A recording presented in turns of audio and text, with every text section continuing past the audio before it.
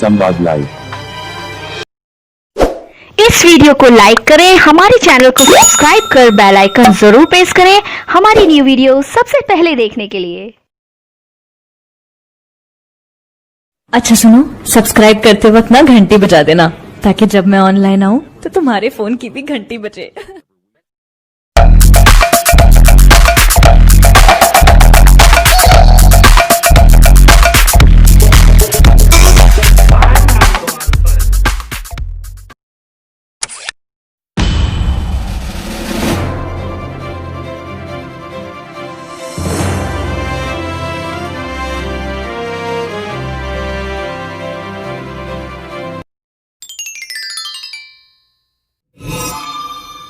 आज हम कक्षा 9 क्षितिज भाग 1 के काव्यखंड से सर्वेश्वर दयाल सक्सेना जी की कविता मेघ आए का अध्ययन करेंगे। कवि परिचय पढ़ते हैं।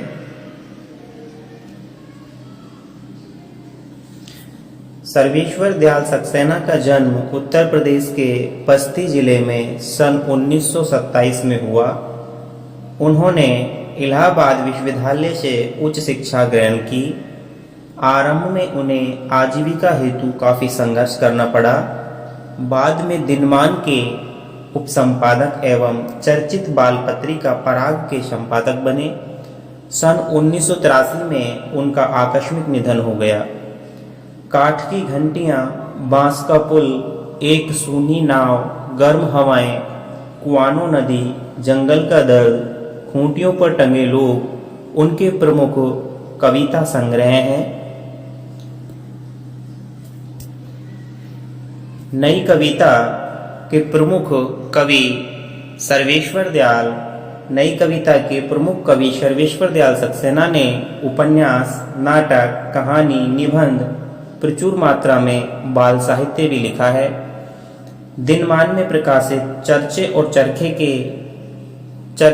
चरखे स्तंभ के लिए सर्वेश्वर बहुत चर्चित रहे। उन्हें साहित्य अकादमी पुरस्कार से सम्मानित किया गया। सर्वेश्वर के काव्य में ग्रामीण संवेदना के साथ शहरी मध्यम वर्गीय जीवन बोध भी व्यक्त हुआ है। यह बोध उनके कथ्य में ही नहीं, भाषा में भी दिखाई देता है। सर्वेश्वर की भाषा सहज एवं लोक जनता की महक लिए हुए है। कविता परिचय। संकलित कविता में कवि ने मेघों के आने की तुलना सजकर आए प्रवासी अतिथि दामाद से की है। ग्रामीण संस्कृति में दामाद के आने पर उल्लास का जो वातावरण बनता है, मेघों के आने का सजीव वर्णन करते हुए कवि ने उसी उल्लास को दिखाया है। मेघ आए, बादल आए। मेघ बादल को बोलते हैं। मेघ आए बड़े बन ठन के संवर के, आगे आगे नाचती गाती बयार चली, दरवाजे खिड़कियां खुलने लगी गली गली, पाहुन जो आए हों गांव में शहर के, मेघ आए बड़े बन ठन के संवर के। मेघ आए बड़े बन ठन के संवर के अर्थात बादल बड़े ही सज संवर करके, बन ठन करके आकाश में आ गए हैं। आगे आगे नाचती गाती बयार चली। बयार होती है हवा, और बादलों से आगे नाचती गाती हुई जो हवा है वो चल रही है। दरवाजे और खिड़कियां गली गली में खुलने लग गए हैं, क्योंकि सभी बादलों को देखना चाहते हैं। पाहुन जो आए हों गांव में शहर के, ऐसा दृश्य जान पड़ रहा है जैसे कोई शहर का मेहमान गांव में आ गया हो और उसे देखने के लिए सभी आतुर हो, बेचैन हो। बादलों के आने पर गांव भर में फैले उत्साह का वर्णन कवि ने यहाँ पर किया है। कवि कहता है, वर्षा ऋतु के आने पर बादल बड़े सज धज कर और सुंदर वेश धारण करके आए हैं। उनके आगे आगे नाचती गाती हुई हवा चल रही है। मनोहर मेघों को देखने के लिए गली गली में दरवाजे और खिड़कियां खुलने लगे हैं। ऐसा लगता है कि गांव में कोई शहर का मेहमान सज संवर कर के आया हो। तात्पर्य है कि वर्षा ऋतु आ गई और आकाश में बादल छा गए। हवा भी अपनी मस्ती में बहने लगी है। लोगों ने वर्षा के स्वागत में अपने घर के दरवाजे और खिड़कियां खोल दिए हैं। सब और बादलों के बरसने की प्रतीक्षा है। दूसरे पद में देखते हैं,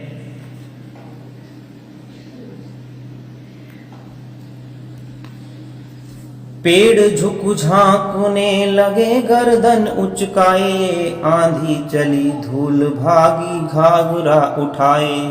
बाकी चितवन उठा नदी ठिठकी घूंघट सर के, मेघ आए बड़े बन ठन के संवर के।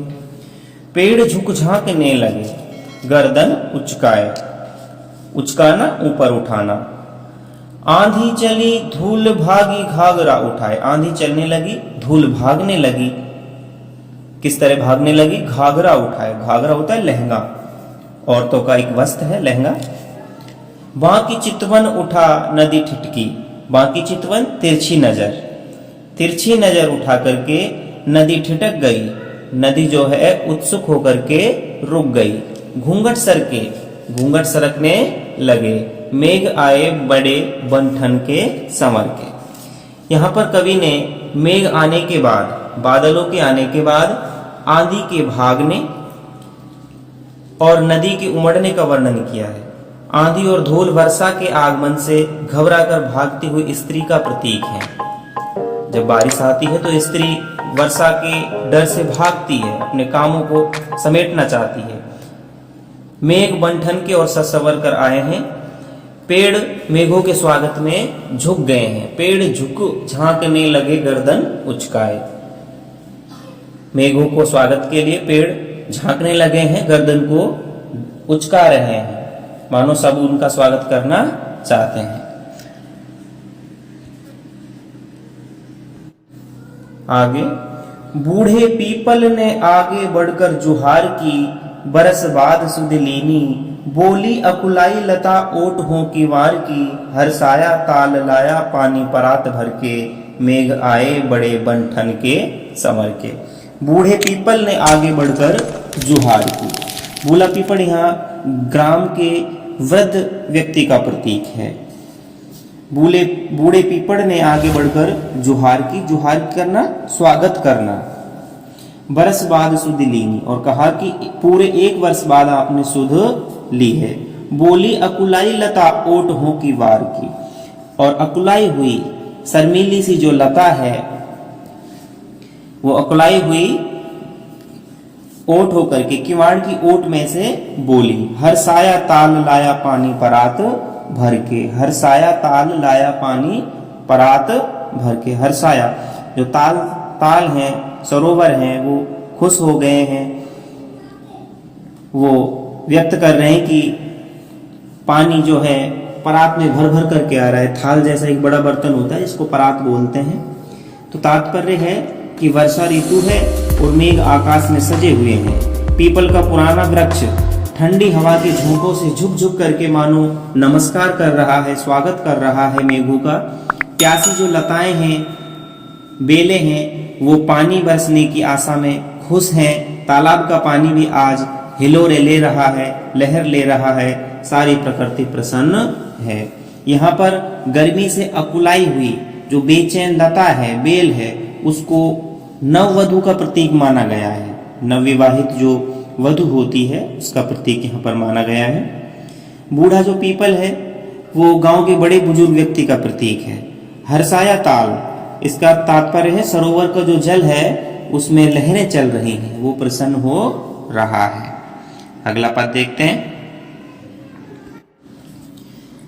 क्षितिज अटारी गहराई दामनी दम की, क्षमा करो गांठ खुल गई अब भरम की। बांध टूटा झरझर मिलन के आंसू ढर के, मेघ आए बड़े बन ठन के संवर के। क्षितिज अटारी गहराई, क्षितिज, क्षितिज होता है जहां धरती और आकाश हमें मिलते हुए दिखाई देते हैं। अपनी पाठ्य पुस्तक का नाम भी क्षितिज है। क्षितिज का अर्थ होता है जहां पर धरती और आकाश का जो अंतिम छोर होता है, जो हमें मिलते हुए दिखाई देते हैं। जब हम दृष्टि उठाते हैं और देखते हैं तो एक जगह ऐसी दिखाई देती है, ऐसा लगता है कि आकाश धरती को स्पर्श कर रहा है, वही क्षितिज है। अटारी पक्की इमारत या महल को अटारी बोलते हैं। बांध सेतु होता है, पुल असु आंसू। तो क्षितिज अटारी गहराई दामनी दमकी। कवि कहता है कि क्षितिज पर बादल गहरा रहे हैं, जो क्षितिज है वहां पर बादल उमड़ घुमड़ रहे हैं और बिजली चमक रही है। दामिनी, दामिनी बोलते हैं बिजली को, बिजली चमक रही है।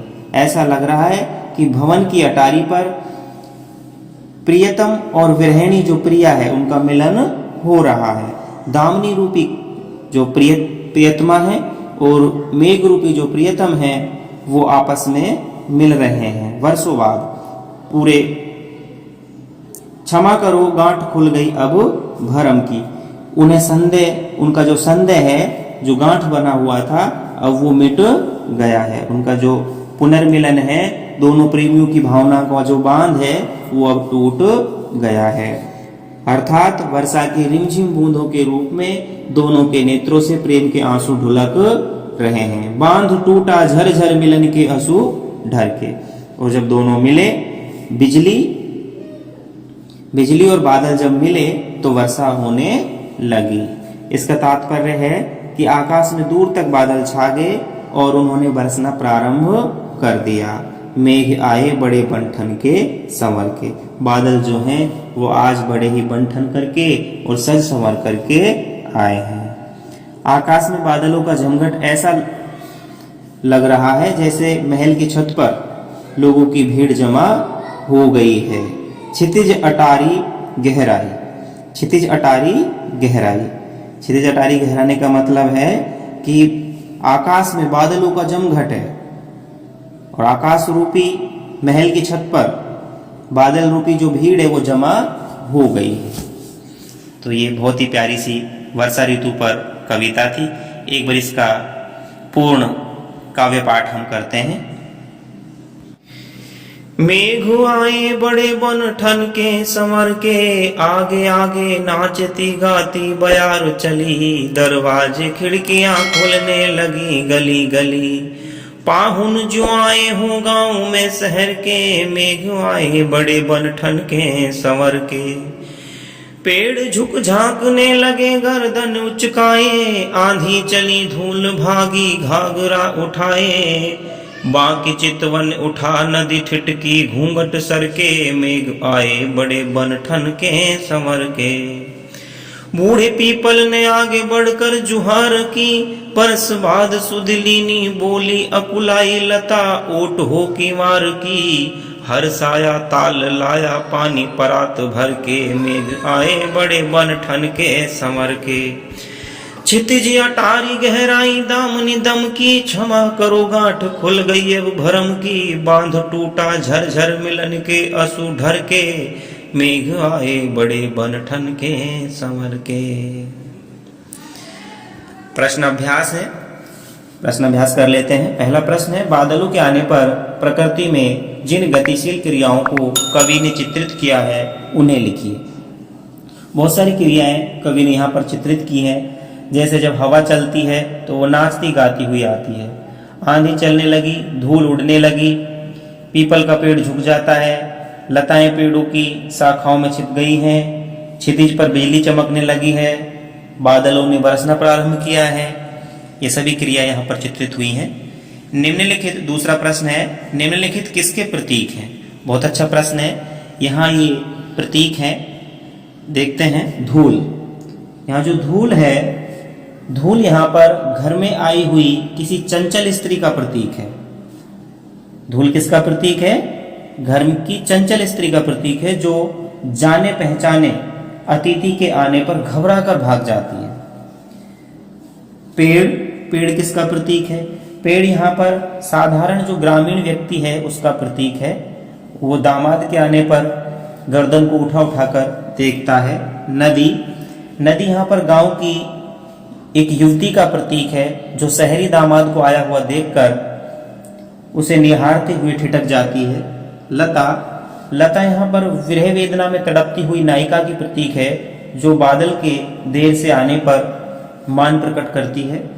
ताल, ताल तालाब या सरोवर, घर का जो अंतरंग सदस्य है, घर का जो अंदर का सदस्य है, जो बादल के स्वागत में पानी परात में भर करके लाया है उसका प्रतीक है। तो ये सभी प्रतीक थे। तीसरा प्रश्न देखते हैं, लता ने बादल रूपी मेहमान को किस तरह देखा और क्यों? लता ने बादल रूपी मेहमान को किवाड़ की ओट में छिप करके देखा, क्योंकि वह मानती है कि वह अपने प्रियतम से कई दिनों के बाद आने पर उनसे नाराज है। वो कई दिनों के बाद आए हैं इसलिए नाराज है, उन्हें देखे बिना उससे रहा नहीं जाता, इसलिए किवाड़ की ओट में से वो उससे देख रही है। चौथा प्रश्न है, भाव स्पष्ट करना है। क्षमा करो गांठ खुल गई अब भरम की। इस काव्य पंक्ति का तात्पर्य है, नायिका अपने नायक से बोली कि हे प्रियतम, मुझे क्षमा करो, मैंने सोचा था कि तुम नहीं आओगे, परंतु तुम खूब आए हो, इसलिए मेरे मन का संदेह मिट गया। ख, बाकी चितवन उठा नदी ठिठकी घूंघट सर के। इसका तात्पर्य है, बादलों के आने पर नदी में लहरें उठने से कुछ रुकी सी लगने लगी, उसका जल साफ स्वच्छ दिखने लगा। ये जो प्रतीक है, मेहमान के आने पर गांव की जो नववधुएं हैं उनकी बाकी दृष्टि, बाकी चितवन का प्रतीक है, वे अपने घूंघट को खोल खोल करके उसे देखने लगती हैं। पांचवा प्रश्न देखते हैं, मेघ रूपी मेहमान के आने से वातावरण में क्या परिवर्तन हुए?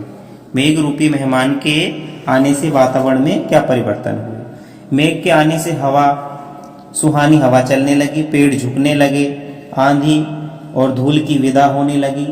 आंधी और धूल अब चली गई, नदी बांकी होकर के बहने लगी, बूढ़े पीपल झुकने लगे, लताएं पेड़ ओट में छिपने लगी, तालाब में जल भर गया, आकाश में मेघ छा गए और वर्षा होने लगी। इसका जो प्रतीकार्थ है वो हम देखते हैं। मेहमान या दामाद के आने पर जो गांव की कन्याएं हैं और युवतियां हैं वो प्रसन्न हो उठती हैं। लोग अपने खिड़की दरवाजे खोल खोल कर नए आगंतुक को देखना चाहते हैं। आते जाते लोग उन्हें गर्दन उठाकर देखने लगे। नवयुवतियों ने घूंघट उठाकर उन्हें निहारा। बूढ़े स्त्री पुरुषों ने विनम्रता पूर्वक उनका स्वागत किया। अतिथि की जो प्रिया थी वो मान मनुहार करने लगी। फिर अचानक से वह क्षमा मांगने लगी। दोनों की आंखों से प्रेम के आंसू बहने लगे। छठा प्रश्न देखते हैं, मेघों के लिए बन-ठन के संवर के आने की बात क्यों कही गई है? मेघों के लिए बन-ठन के संवर के आने की बात क्यों कही गई है? क्योंकि उनके आने पर गांव वासियों के मनों में एक ऐसा उत्साह होता है जैसे किसी सजे संवरे शहरी मेहमान के आने पर होता है। मेघों के लिए सजे संवरे शहरी मेहमान का उपमान बहुत ही उचित है। सातवां प्रश्न देखते हैं, कविता में आए मानवीकरण तथा रूपक अलंकार की उदाहरण खोजकर लिखिए। मानवीकरण की बहुत सारी मानवीकरण अलंकार हमने पढ़ा था, जहां पर मानवीय वस्तुओं में, प्राकृतिक वस्तुओं में जब मानवीय गुणों का आरोप किया जाता है तो वहां मानवीकरण अलंकार होता है। जैसे मेघों का बन-ठन और संवर करके आना, आगे आगे चलती गाती बयार का बहना, पेड़ों का झुकना झांकना, गर्दन उचकाना, धूल का घाघरा उठा करके भागना, बूढ़े पीपल का आगे बढ़कर जुहार करना, ये सभी मानवीकरण के उदाहरण हैं। रूपक अलंकार, क्षितिज अटारी। क्षितिज अटारी, क्षितिज अटारी शब्द आया था, क्षितिज अटारी, क्षितिज रूपी अटारी, क्षितिज अटारी। यहां पर मानवीकरण अलंकार है, यहां पर रूपक अलंकार है, सॉरी मानवीकरण नहीं, रूपक अलंकार है, क्षितिज रूपी अटारी। आठवां प्रश्न देखते हैं, कविता में जिन रीति रिवाजों का मार्मिक चित्रण हुआ है उनका वर्णन कीजिए। कविता में बहुत सारे रीति रिवाजों का वर्णन हुआ है। गांव वासियों का उत्साह और खुशी की जिज्ञासा से मेहमान को देखना, बूढ़ी स्त्रियों का मंगल कामना करना, मेहमान के आने पर उसके पैर धोना, परात में पानी भर करके लाना, इसके प्रतीक है। गांव वासियों की अतिथि सत्कार की जो भावना है वो भी यहाँ पर प्रकट हुई है। नवा प्रश्न है, कविता में कवि ने आकाश में बादल और गांव में मेहमान दामाद के आने का जो रोचक वर्णन किया है उसे लिखिए। कविता का जो भाव है वो आप यहाँ पर लिख सकते हैं कि मेघ रूपी शहरी मेहमान के आते ही पूरा गांव उत्साह से भर उठा। शीतल हवा नाचती गाती हुई मेहमान के आगे आगे चलने लगी। सभी गांववासी दरवाजे और खिड़कियों को खोल खोल करके देखने लगे। मेहमान के दर्शन के लिए आतुर हो पड़े। पेड़ उचक करके मेहमान को देखने लगा, अर्थात वृद्ध व्यक्ति जो है उसके स्वागत में आंखें पसारने लगा। आंधी और धूल नव जो युवतियां हैं उनके प्रतीक हैं, वो उसको दौड़ करके देखने चल पड़ी। नदी तिरछे नैनों से मेघों की गर्जना को देख करके हैरान हो गई। गांव के पुराने पीपल ने भी झुक करके नमस्ते किया, नमस्कार किया। इस प्रकार पूरा गांव उत्साह से आनंदित हो गया। उसके स्वागत के लिए परात में पानी लाया गया। क्षितिज रूपी अटारी पर लोगों की भीड़ जमा हो गई। बिजली चमकने लगी। 10वां प्रश्न है काव्य सौंदर्य लिखिए। पाहुन जो आए हों गांव में शहर के, मेघ आए बड़े बन ठन के संवर के। यहाँ पर बादलों के सौंदर्य का मनोहर ढंग से वर्णन किया गया है। बादल सज धज करके शहरी दामाद की तरह आए हैं। पाहुन जो आए हों गांव में शहर के, ज्यों त्यों जनु मनु ऐसे शब्द जहां पर होते हैं वहां पर उत्प्रेक्षा अलंकार होता है। कौन सा अलंकार होता है? उत्प्रेक्षा। तो उत्प्रेक्षा अलंकार यहाँ पर देखने को मिलता है। उत्प्रेक्षा का शाब्दिक अर्थ होता है श्रेष्ठ आरोप। उत्प्रेक्षा अलंकार है यहाँ पर।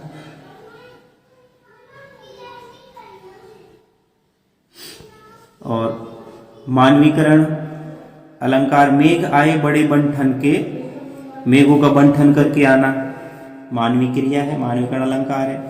बन ठन के में बे बे वर्णावृत्ति होने से अनुप्रास अलंकार भी है। तो ये पंक्ति का यहाँ पर काव्य सौंदर्य है। आगे रचना और अभिव्यक्ति के प्रश्न है, इन्हें आप करिएगा। भाषा अध्ययन है। कविता में आए 14वां प्रश्न देखें। कविता में आए मुहावरों को छांटकर अपने वाक्यों में प्रयुक्त कीजिए।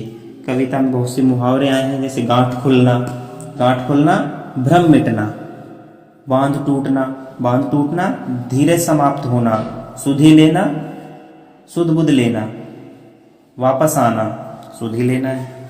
कविता में प्रयुक्त आंचलिक शब्दों की सूची बनाइए। अंचल विशेष के जो शब्द हैं उनकी सूची आप बना सकते हो अंचल से जुड़े हुए, जैसे बंठन है, घाघरा है, घूंघट है, जुहार है, किवाड़ है, परात है, भरम है, अटारी है। 16वां प्रश्न है, मेघ आए कविता की भाषा सरल और सहज है, उदाहरण देकर स्पष्ट कीजिए। तो उदाहरण देकर के आप इसको स्पष्ट कर सकते हैं। बहुत ही सामान्य भाषा है, आडंबरहीन भाषा है, सहज है, सरल है, पाठ्यता संक्रियता है, ये आप करिएगा। और शब्द संपदा है, ये हम कर लेते हैं। आगे आगे नाचती गाती बाजार चली, वर्षा के आगमन की खुशी में हवा बहने लगी। शहरी मेहमान के आगमन की खबर सारे गांव में तेजी से फैल गई। बांकी चितवन, बांकपन लिए दृष्टि, तिरछी नजर को बांकी चितवन बोलते हैं। जुहार करना, आदर के साथ झुककर नमस्कार करना। क्षितिज अटारी गहराई, अटारी पर पहुंचे अतिथि की भांति क्षितिज पर बादल छा गए। दामनी दमकी, दामनी बिजली चमकी, तन मन आभा से चमक उठा, मन प्रसन्न हो गया। क्षमा करो, गांठ खुल गई अब भरम की। बादल नहीं बरसेगा का जो भ्रम था वो अब टूट गया है। प्रियतम अपनी प्रिया से अब मिलने नहीं आएगा, यह बात अब समाप्त हो गई है, ये भ्रम जो है टूट गया है, प्रियतम आ चुका है। बांध टूटा झरझर, मिलन के आंसू ढर के। मेघ झरझर बरसने लगे, प्रिया और प्रियतम के मिलन से खुशी के आंसू छलक उठे। यहाँ अपना ये जो अध्याय है पूर्ण होता है। सभी को एक बार फिर से धन्यवाद। इस वीडियो को अपने दोस्तों के साथ जरूर शेयर कीजिएगा और इस वीडियो में कमेंट करके हमें लाजमी तौर पर बताइएगा कि आने वाले वक्त में आप किस तरह की वीडियोस देखना पसंद करते हैं। और अगर आपने अभी तक हमारा चैनल सब्सक्राइब नहीं किया तो फौरन सब्सक्राइब कीजिए, साथ ही बेल आइकॉन पर क्लिक करें ताकि मजीद आने वाली वीडियो जहां वक्तन फवक्तन आपके लिए इस चैनल पर अपलोड करते हैं वो आपको वक्त पर मिलती रहे और आप उनसे मुस्तफीद होते रहें। अगली वीडियो तक हमें दीजिए इजाजत, अपना ख्याल रखिएगा। ताज़ा तरीन अपलोड्स की नोटिफिकेशन हासिल करने के लिए हमारे चैनल को सब्सक्राइब करें और साथ में दिए गए घंटी के निशान को दबाना ना भूलें।